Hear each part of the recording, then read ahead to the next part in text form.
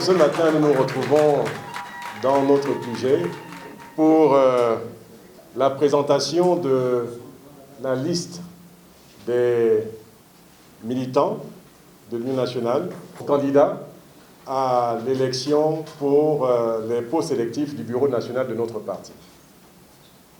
Mais je voudrais vous dire d'abord, avant toute autre chose, que nous nous présentons à cette élection pour, n'est-ce pas, les postes électifs du bureau national. Nous nous présentons face à d'autres compatriotes, militants de l'Union nationale. Mais je voudrais préciser que nous n'allons pas à un combat fratricide. Ce sont des compatriotes qui sont en face, ce sont des militants de l'Union nationale. Donc, les textes du parti ont voulu simplement qu'il y ait une élection et que d'autres candidats, enfin du moins d'autres militants, soient opposés à d'autres militants dans le parti pour occuper tel ou tel poste. Donc, c'est important de faire cette précision parce que ce n'est pas une guerre, c'est juste une élection. Je voudrais commencer donc à présenter les collègues qui sont avec moi donc, dans la liste que nous formons. Le bureau du Congrès a voulu que ce soit un scrutin de liste. Donc nous avons fait une liste et chacun de nous va devoir donc être présenté à vous.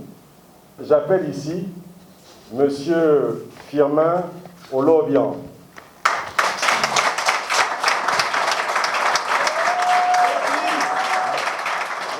Monsieur Martial Anogo.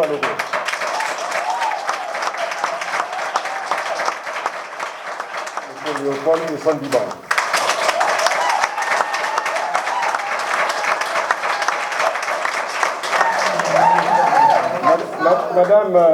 Madame Adia Eno, épouse Ndjonji, est une femme dynamique. Dynamique. Les femmes de l'Union nationale, vous verrez ce qu'elle fera avec vous.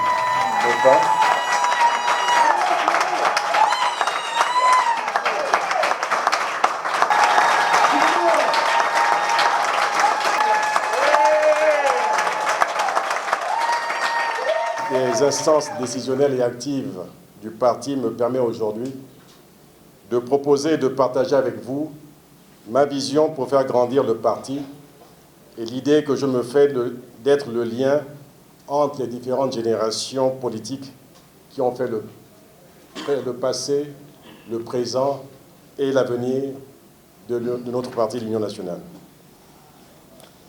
La création et l'histoire récente de l'Union nationale n'ont jamais été un long fleuve tranquille. Notre parti est une particularité dans l'espace politique national.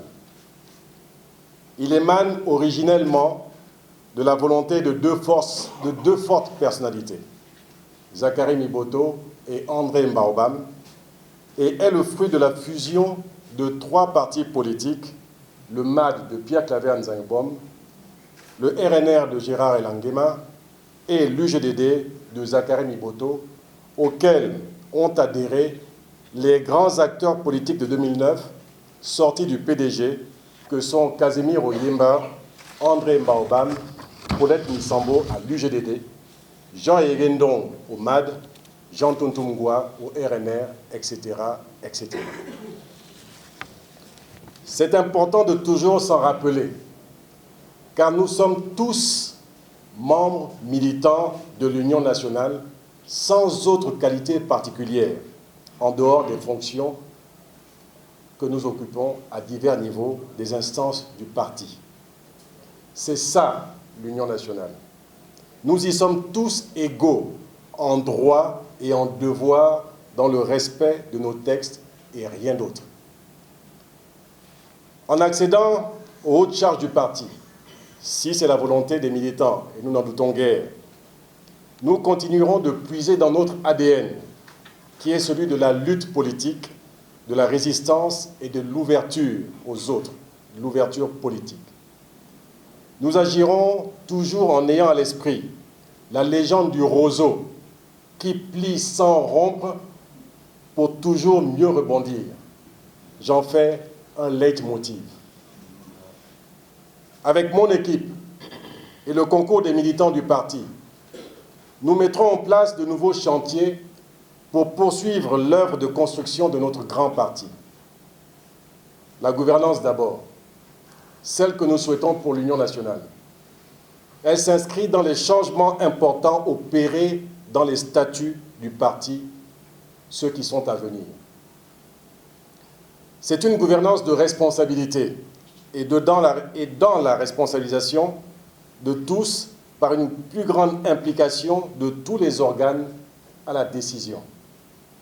Ce sera le cas notamment des délibérations sur les candidatures aux élections qui seront dévolues au Conseil national pour les élections parlementaires et aux comités provinciaux nouvellement créés pour ce qui est des élections locales.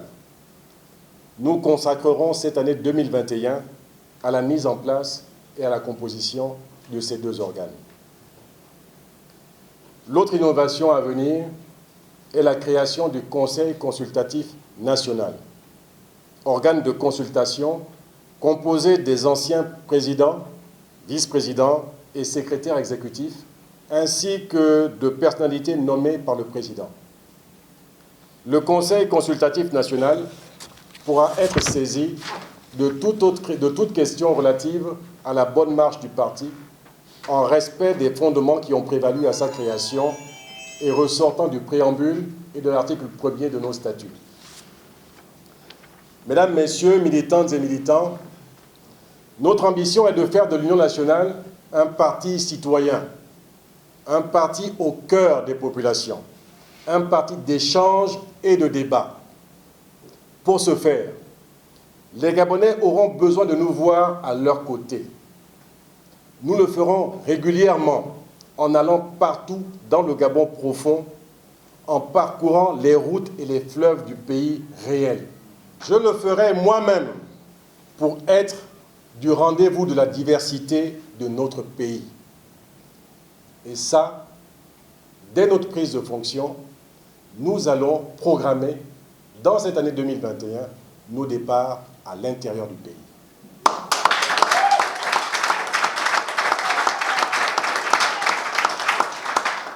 Oui, l'Union nationale doit incarner une vision pour le Gabon. La vision d'un Gabon pour tous, où chacun trouverait une place au mérite de son travail. C'est pour incarner cette vision qu'il nous faudra enlever nos costumes, nos robes et tailleurs, pour troquer le bleu de travail, pour aller à Nzenzele, à Kamessatou, à Chouka, Onga, Popa, etc., il faudra quitter le militantisme des réseaux sociaux pour être dans l'action de terrain.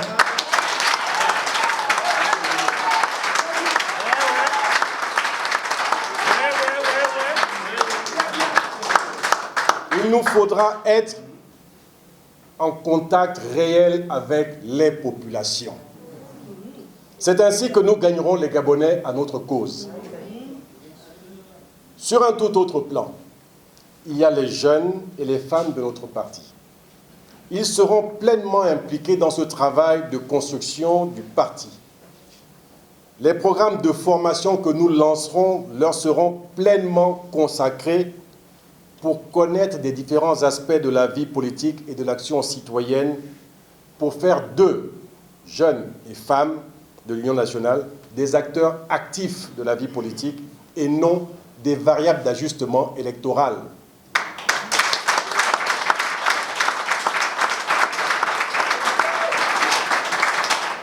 Les jeunes comme les femmes ne seront pas simplement utilisés pour faire le nombre, pour aller manifester ou pour aller simplement aller voter. Il faut en faire de vrais acteurs.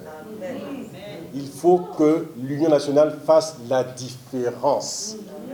Et nous allons le faire rapidement. Notre objectif avec eux, à l'horizon 2023, sera de les préparer à intégrer les listes de candidatures pour les élections locales comme premier tremplin politique. Ils devront, je l'ai dit tout à l'heure, ils devront aussi imprimer leur marque sur la vie politique. Dès notre entrée en fonction, avec le secrétariat exécutif, nous engagerons une réflexion sur le leadership des jeunes en politique et sur l'implication des femmes dans toutes les instances décisionnelles du parti et de manière générale de la vie politique. Un autre chantier sera celui de la communication, notamment la communication interne, car il nous a été souvent reproché de ne pas communiquer suffisamment avec nos organes de base et les militants sur la marche du parti.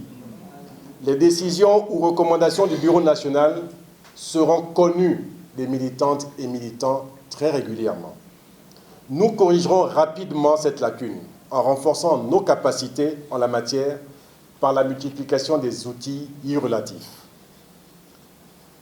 Si l'Union nationale est un grand parti, c'est aussi parce que nous avons toujours su nous ouvrir aux autres formations et groupements politiques, malgré parfois des velléités centripètes, voire isolationnistes de certains. L'Union nationale a toujours exercé un leadership dans l'opposition par sa contribution importante aux grandes causes du combat pour l'alternance politique et démocratique dans notre pays. Une fois à la tête du parti, il ne saurait en être autrement. Rien ne changera. Nous resterons toujours engagés dans notre volonté de rassemblement des forces politiques de l'opposition au pouvoir en place.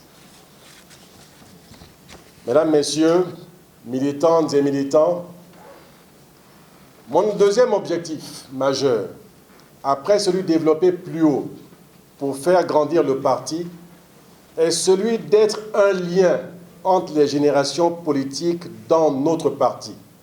Lesquelles? La première génération, la sortante. Elle est celle qui a fait les premières heures du parti, sa première vie.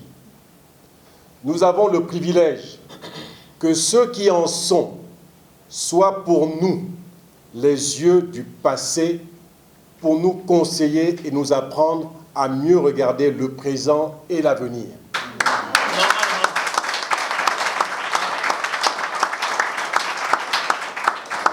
Ils doivent être pour nous une inspiration dans la réflexion et dans l'action.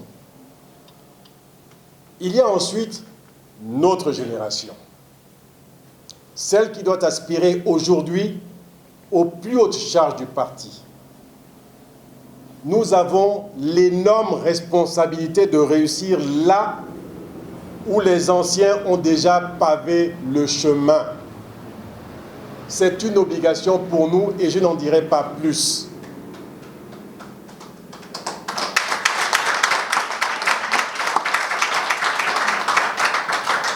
Et puis, il y a la génération qui vient après la nôtre, les jeunes. Elle arrive vite avec ses codes et son environnement. C'est la génération numérique. Nous devons la comprendre et lui parler très souvent, car nous pouvons apprendre beaucoup d'eux. Notre devoir au parti sera de les encadrer et de leur donner les opportunités pour partager et développer leur savoir au profit de l'Union nationale.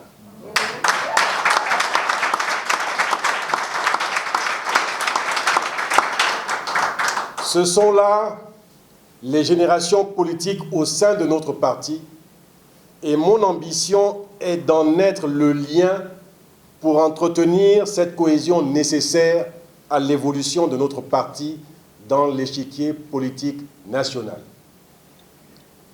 Enfin,